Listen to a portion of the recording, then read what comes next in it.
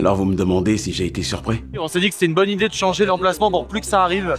Et en fait, le travail qu'on a fait n'était pas fiable à 100%. Souvent tu penses connaître quelqu'un parce que c'est une personne avec qui t'as vécu des galères. En effet, on avait validé le podium. Pour l'instant, on est repassé dans le podium. Mais savoir réellement ce qui se passe dans l'esprit de quelqu'un, ou dans son cœur, on peut jamais le savoir.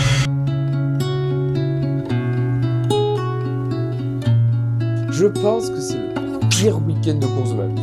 On arrive le vendredi, il fait à peu près beau. On est heureux de pouvoir tester ce qu'on a pu faire tout cet été sur la voiture. Parce que finalement, comme vous l'avez vu sur la vidéo précédente, à Charade, on faisait trop de bruit, on n'a pas pu rouler. On arrive au Val de Vienne, P3 au championnat d'endurance avec Pierre, et aussi P3 au championnat sprint.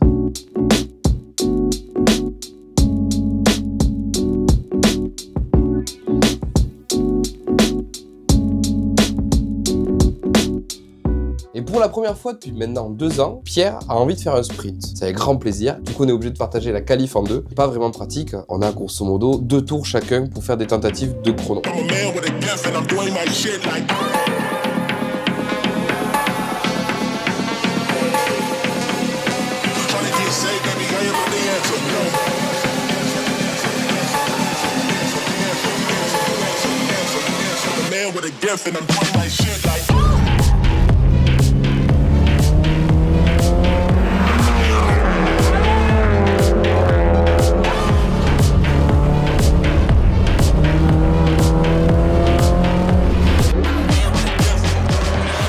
Que la voiture elle fait un bruit bizarre sur sa dernière tentative de l'endurance, donc le vendredi soir. Il s'avère qu'il y a une plaquette avec la peinture qu'on a mis et tout sur les étriers qui a un peu bougé au montage et qui du coup est pas parfaitement nickel. On a un jeu d'avance, de disques, de plaquettes, du coup on décide de tout remplacer pour être tranquille. Aurel s'affaire au travail, évidemment parsemé de bière et de gâteaux apéro et de pizza pour le remplacer les disques et plaquettes arrière. La météo commence à être pas terrible, mais bon, on se dit qu'on va terminer pas trop tard, comme ça au moins on est tranquille pour la soirée. 21h30, Aurel termine et on entend une Civic se balader dans les paddocks à faire n'importe quoi. 1, 2, 3, 1, 2, 3, rouler très fort et peu chaud le truc. Et on se dit, vu que lui fait le mongolien, on peut aller rouler tranquillement, faire de la première, un peu de frein à main pour rôder les plaquettes arrière. Sauf que, malheureusement, il y a un commissaire qui nous voit et qui, force de la Civic qui faisait n'importe quoi, nous arrête et nous dit qu'on passera en direction de course le lendemain parce que notre comportement était admissible. Rôder des plaquettes à 21h, toujours quelque chose qu'on a fait. C'est pas quelque chose de répréhensible, de meurtrier que de juste rôder les plaquettes pour être tranquille le lendemain. Quand on raconte ça à l'organisation de la Super Berline et aux copains, ils rigolent tous, ils disent c'est bon, le mec il fait un peu de zèle, il y aura rien parce que c'est pas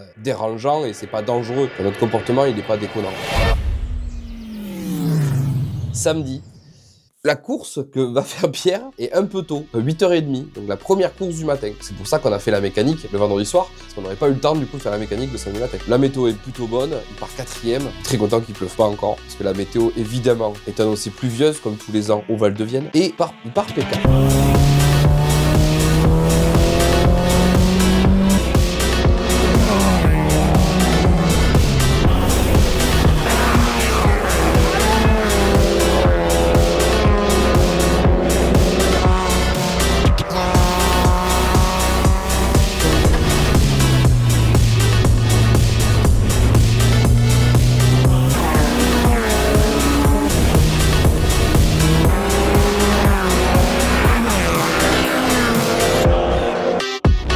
Fait une course royale, est en train de remonter 3ème quand il éteint la voiture. Bien, au départ, là avec les 2 tours de chauffe, ça allait bien, c'est cool. Ça chauffe bien, machin et tout, je pars, bon propre, ça allait, nickel. Puis putain, après plus ça allait, plus la voiture, la Primera, elle a fait juste avant la grande ligne froide, mais un travers complet, il est parti dans le bac, machin et tout. Il s'est ressorti à la limite. Et bon voilà, et puis après la piste recommence un peu à sécher. Je reviens, puis pendant ce temps là, avant que la piste était mouillée, il y avait des bêtes derrière. Bon, je cède, voilà, j'avoue. Je cède l'Opel, et puis après l'autre, et je me dis merde, je suis pas dans le mood, machin et tout. Et la piste sèche un peu, je reviens, j'étais à cul, putain Tu saucissonnes. Ouais, tu t'éteins la voiture. Je mets un coup de coupe-circuit. Je l'ai fait en roadster ça. Donc le temps que je comprenne que... Qu'est-ce qu'elle a? Je croyais que j'avais pété la boîte au départ. Après non, oh putain, compteur, putain, ça repart. Et là, je devais avoir 15 secondes d'écart. Oui, tu passes au 6ème. Et putain, j'ai une remontée. Ah, t'as un rythme à la fin, t'avais une pace. On y a cru contre l'Opel quand même à la fin, on y a cru. Hein. Mais il a remis du rythme, il avait coupé, il a remis du rythme après. Et la pluie revenait. Donc moi du coup, je reglisse. On rigole avec les copains sur ce qui s'est passé en course, sur les bastons entre nous. Enfin, c'est très convivial. On est concurrents sur la piste, mais à côté, on est des copains. Sort les crocs quand il faut se doubler. Par contre, on est des amours quand on est à l'apéro. Arrive un commissaire qui prend Pierre, qui prend Rémi, le propriétaire de la 787, Primera rouge, et il nous dit, vous deux, direction. On part pour la direction de course, on comprend pas trop. Donc on se fait arrêter, parce que pour ce qui s'est passé hier, on est décalé. Il y a la course qui s'est passée entre les deux. Rémi pense qu'il a volé le départ lancé. Pierre se dit, ah, j'ai peut-être fait des cuts. C'est pour ça que potentiellement, on prend une pénalité. Pas du tout, pas du tout. Ils se sont plantés, ils faisaient n'importe quoi, c'était la 887, et Rémi, c'est le 787. Rémi repart de la réunion sans rien. Nous, on repart de la réunion avec 5 places de pénalité. 5 places de pénalité sur la course de dimanche. Gratuit. Quand on a essayé de se justifier en disant que c'était pas dangereux, qu'on avait rien fait, ils ont dit, s'il n'y avait pas eu la Civic qui aurait pas fait de la merde, vu comment le haut du tableau est serré en Super Berline, c'est clairement condamné ma saison pour la deuxième fois, parce qu'au Castellet, si on a un accident, c'est un problème de direction de course, qui ont rallumé les feux au départ, qui ont fait une erreur de procédure de départ, en rallumant les feux, on fait freiner les voitures devant moi. Donc là, je suis en train de me dire que potentiellement, mon année, elle est morte, parce que la direction de course prend des décisions débiles, clairement, me fait perdre des points gratuitement.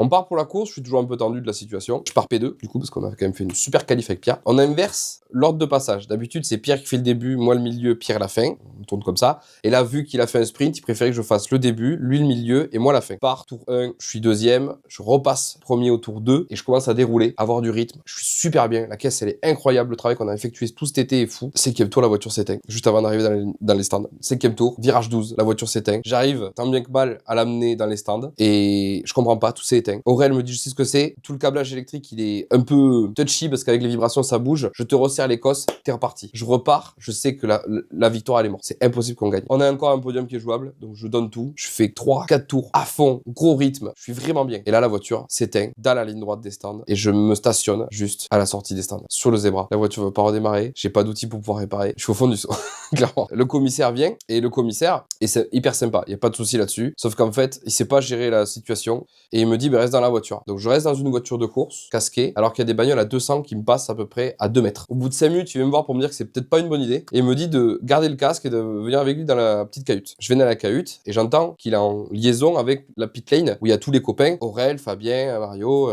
Julia, toute la famille qui est là aussi, et j'entends qu'Aurel force pour venir réparer. Il dit, il n'y a pas de souci, j'arrive, je resserre la cosse, c'est pour 2 secondes, il fait le tour, il rentre dans la pit lane et je répare. Comme ça, on s'enlève un point de danger. Super bonne d'enlever un point de danger de cet endroit-là. Sauf qu'en fait, la direction ne le voit pas comme ça et décide d'attendre que la fenêtre d'arrêt au stand soit finie, c'est-à-dire 25 minutes. Donc on perd 25 minutes de course où j'attends sur le pit wall et la direction de course donne comme une consigne que aucun mécano, aucune personne de la team ne doit venir sur la piste. Parce que pour eux, là où est la voiture, c'est la piste. Au bout de 25 minutes, quand la fenêtre est terminée, on me demande d'aller chercher mon équipe de mécanos pour pouvoir pousser la voiture parce que personne d'autre peut la pousser que mon équipe de mécanos qui ne sont pas autorisés à venir sur la piste. Donc je suis très énervé parce qu'évidemment, le monsieur qui est en liaison, ils font pas la liaison là-dessus, c'est-à-dire que c'est moi qui dois me taper à faire tout à pied sous la pluie, d'aller chercher l'équipe. Je suis déçu, je suis énervé, je suis tout ce que vous voulez, je suis dégoûté parce qu'en fait, je me dis qu'encore un coup, personne prend de décision. On recule la voiture en pit lane et là, pareil, ils savent pas si je repars, ils savent pas si c'est moi qui repars, ils savent pas si c'est Pierre qui repart, personne ne sait rien. Ça dure. Et au final, il donne la décision de me faire repartir moi, sous la pluie, énervé. Peut-être pas la solution la plus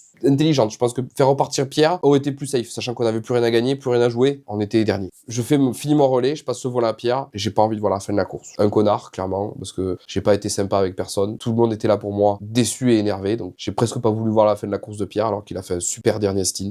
Et on finit du coup 4e dernier de notre catégorie. Et même techniquement pour le championnat, on est disqualifié parce qu'on n'a pas fait 30 tours, on a fait que 24. Et je me dis que ces 6 tours, on aurait pu les faire s'il y avait eu des décisions qui étaient prises avant. Et bon, c'est comme ça. Le soir, on fait la fête quand même avec notre DJ qu'on a ramené, Lenny, c'était génial. On a fait la fête dans le paddock, c'est une super ambiance. C'était terrible, on a fait une super soirée, ça m'a permis de bien décompresser et toute la famille m'a vraiment mis dans une bonne situation pour le lendemain. Et le lendemain, part 9e. Clairement, je trouve que c'est toujours injuste le dimanche matin. Je vous cache pas, il est 10h, il pleut. Le seul truc que je suis content, c'est qu'il pleut parce que là, je vais pouvoir remonter. Et en effet, je fais un super départ, j'ai une super pace, la voiture, elle est top. Je me fais un peu bloquer par la Vectra sur le dernier tour et je finis P5.